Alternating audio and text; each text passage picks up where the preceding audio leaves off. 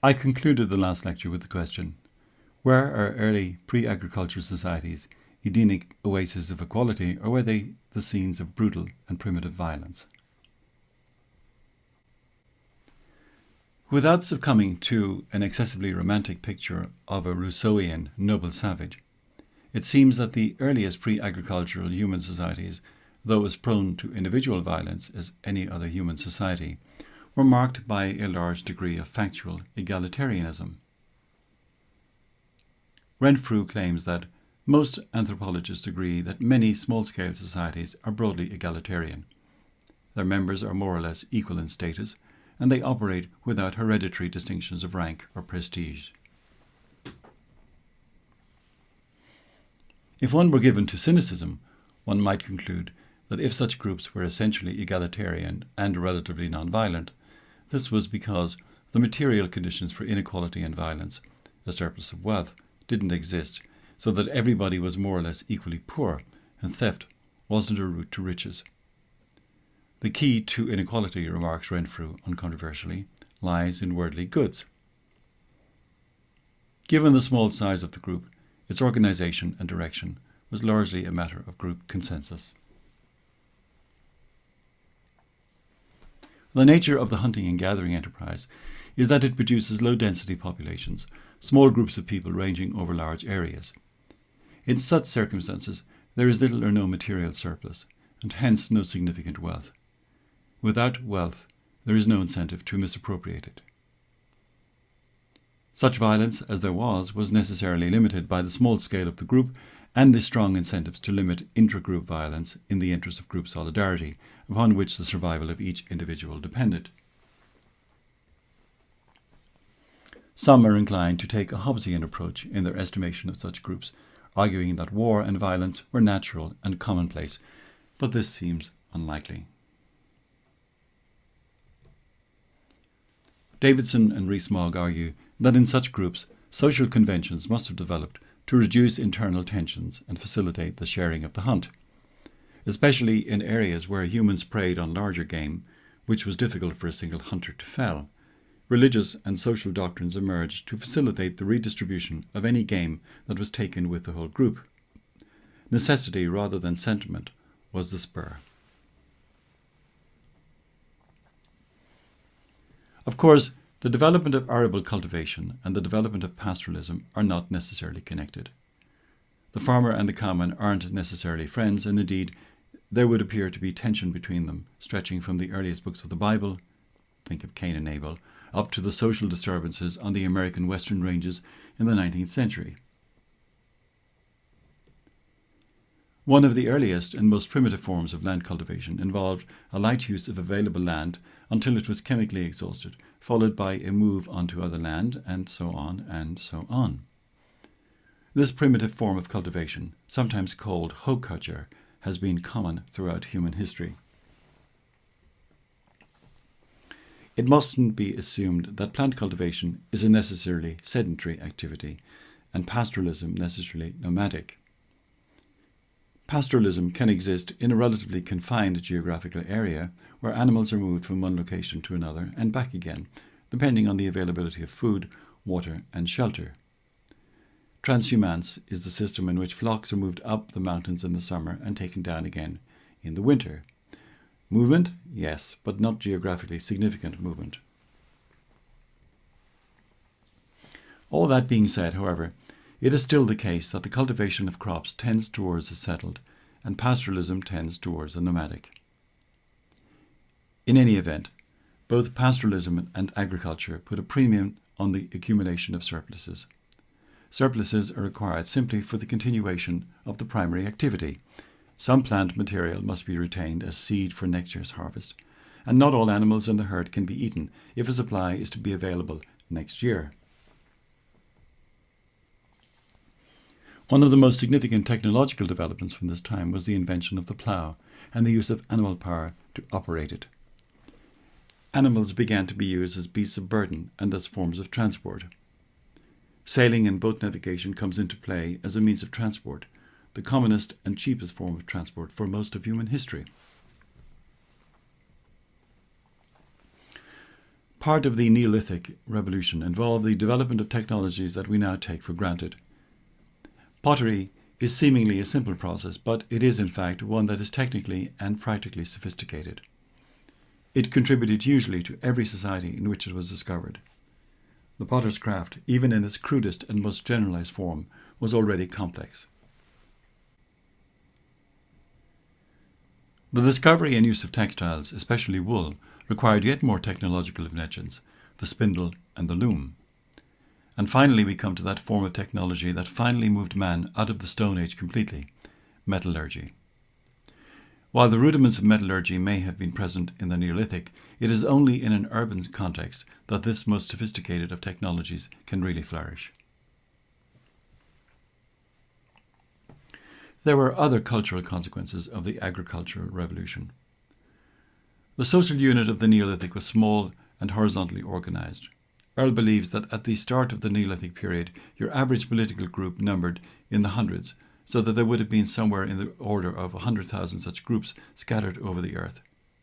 Now the number of distinct political entities is fewer than 200. With the onset of the Neolithic Revolution, cities were formed as centres for specialised activities and as the place of residence of the warrior class. If taxes are to be levied, records have to be kept, and so writing duly emerged. Similarly, the time horizon of a farmer extends beyond that of the hunter-gatherer, with the agricultural unit of time being the year. Knowing the structure of the year, predicting the weather, gave rise to astronomical observation and the rise of a class of people specialising in weather prediction. The Neolithic Revolution, then, marked a change from the mere self-sufficiency in food production to an economy based also on specialised manufacture and external trade. As already mentioned, one result of this change was a marked increase in population size. Trade and commerce seems to be a relatively simple, indeed obvious idea, but it isn't.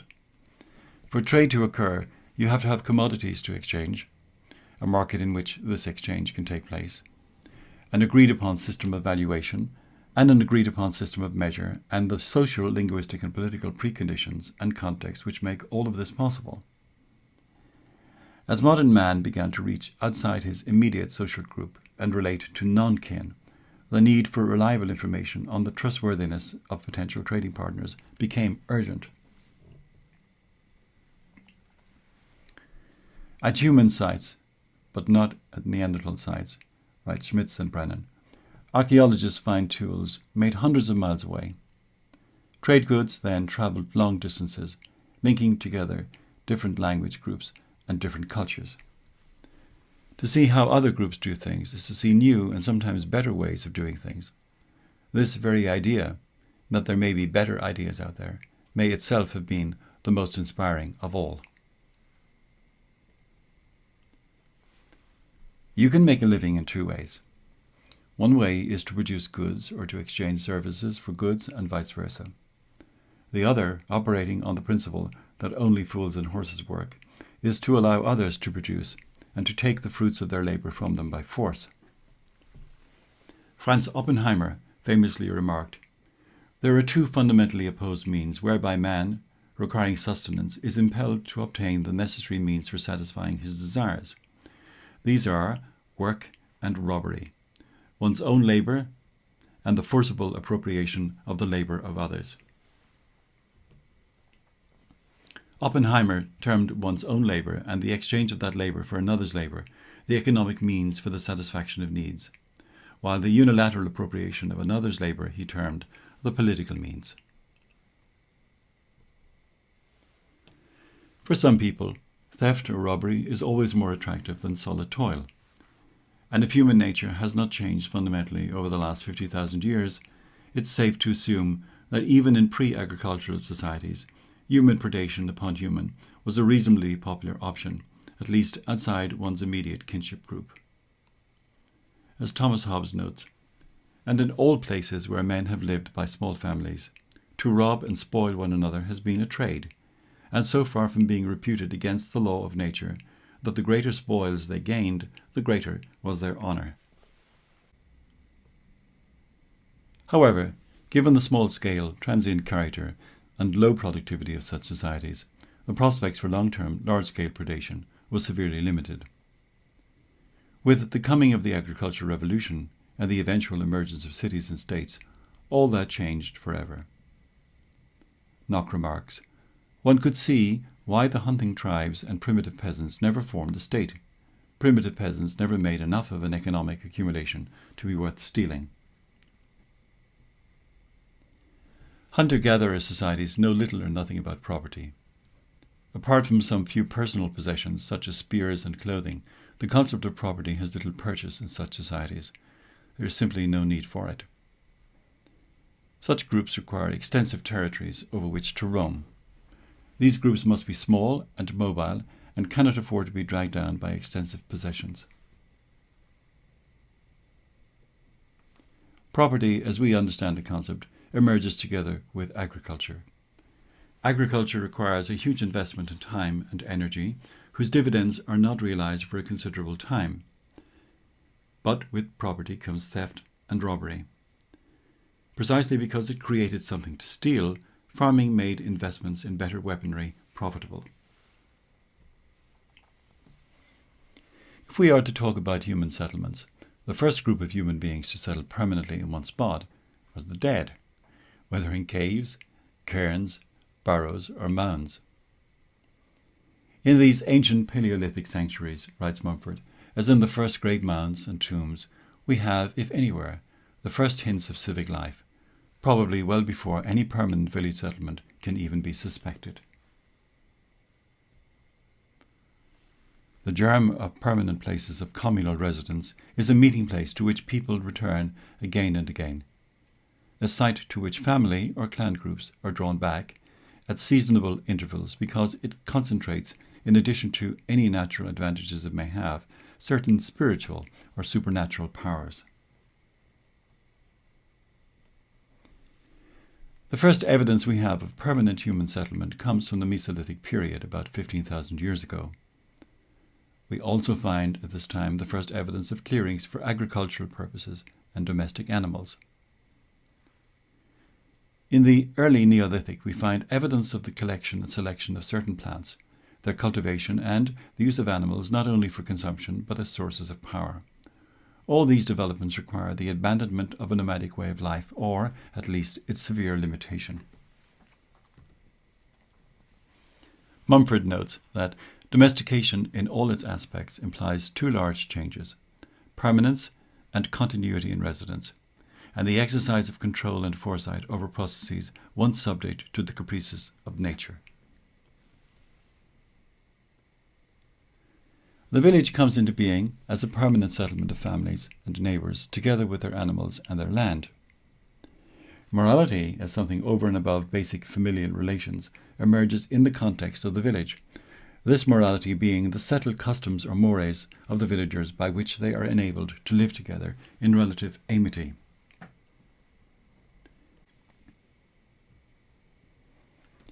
Another hugely significant transformation identified by Child was the urban revolution. This revolution took our simple pastoralists and agriculturalists and transformed their villages into cities and their cities into states. What marks a city off from the inhabitants of a rural environment is that its inhabitants perform specialized functions vis-à-vis the city's hinterland. Such functions could include crafts of various kinds, education and religious rituals, and, of course, political and administrative functions. Another major difference between the village and the city is that while the village is a place one belongs to by birth, the city is for most people an adopted place, a habitation of choice. Life in the village was not marked by any great specialization, at most a rudimentary and sporadic division of labour. Life in the city, by contrast, cannot exist without the permanent division of labour. The very notion of a settled division of labour, of the fixation of many natural activities into a single life occupation, of confinement to a single craft, Mumford writes, probably dates, as Child indicates, from the founding of cities. Urban man paid for his vast collective expansion of power and environmental control by a contraction of personal life. The transition from village to city is not merely a matter of size or of increasing numbers. While certain elements of village life are carried over into the city, these elements are transmuted into higher and more potent forms of social organisation. It's not just numbers or size, more a matter of organisation and control, producing a highly differentiated community whose purpose extends beyond mere survival. This new urban mixture, writes Mumford, resulted in an enormous expansion of human capabilities in every direction.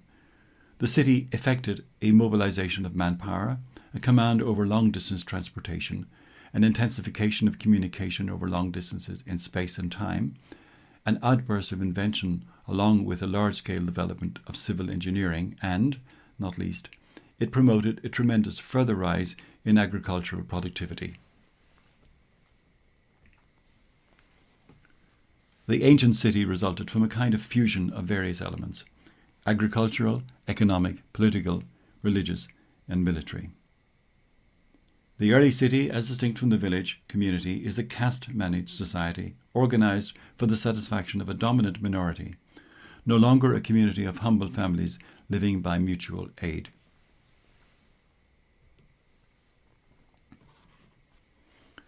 The tribal leader now becomes a king. The horizontal facilitating social arrangement that is the village becomes a vertical relationship of dominance and control between ruler and ruled. At a certain stage, the king becomes a mediator between heaven and earth, incarnating in his own person the whole life and being of the land and its people.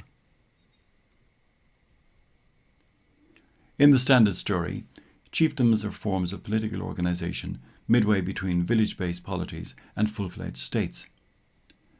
Earl believes, controversially, that the dynamics of chiefdoms and states are pretty much the same, and that the origin of states is to be understood in the emergence and development of chiefdoms.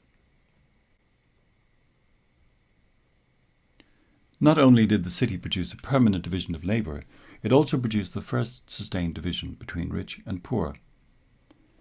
As I've already noted, property, apart from some personal possessions, is an institution of little significance in primitive communities. With the rise of the city and the development of personality, the city and all within it came to be seen as the property of the king, and what is the king's to own is the king's to alienate if he chooses. It can be hard to draw a sharp line between a large village and a small city, such as the Mesopotamian city of Lagash. All the structural elements of the city are present embryonically in the village: the containers, the houses, the shrines, the meeting place, which is, however, not yet a marketplace. The mores of the social life of the village are the beginnings of ethics and the roots of law and justice and a certain kind of government. The government of the village is not a specialized function exercised by a special group, but rather a way in which the group consensus, expressed in custom and usage, is given expression. Individuality was not encouraged in the village. An individual was an idiotes, someone standing outside the group consensus and refusing to take part in public affairs.